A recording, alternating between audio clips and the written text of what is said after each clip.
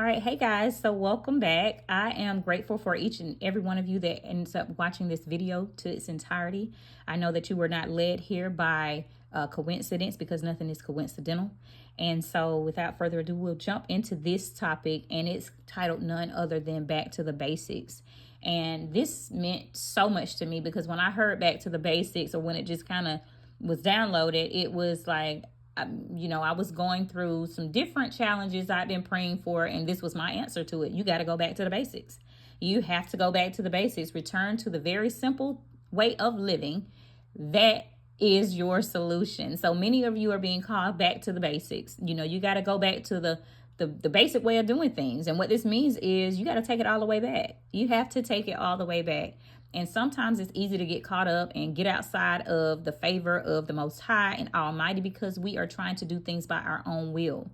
We are not focusing on what it is that He's trying to direct us in. We get off path, we get off course, we get lost. We have our seasons of wilderness, trust me, and I have had them something serious these last 3.5 years. But through my testimony, and I'm a living testimony. And just standing on His faith and having those blinders removed by the things that I allowed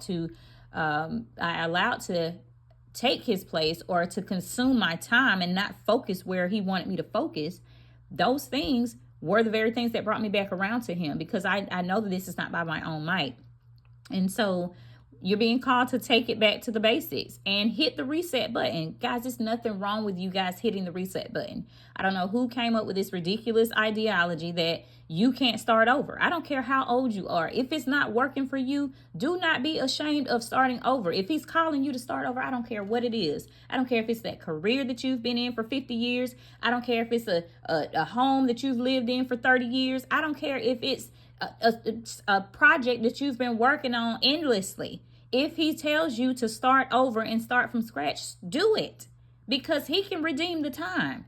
He can make it seem like all of those years didn't even exist. But you have to stay in alignment with Him. You have to do what's in His will and not your own. Because when we start to do that, it's always going to be friction. It's always going to be friction. And then furthermore, you're going to fall out of the presence and the favor of Him. So be mindful of that. So many of you are being called to take it back to the basics and hit that reset button. Ask Him what it is that He wants you to remove. Ask Him what it is that He wants you to start with. For me, I know that this was something, and it's going to resonate with many of you. He wants you to start saving again and stop spending. Stop consuming things. Start creating. Start investing.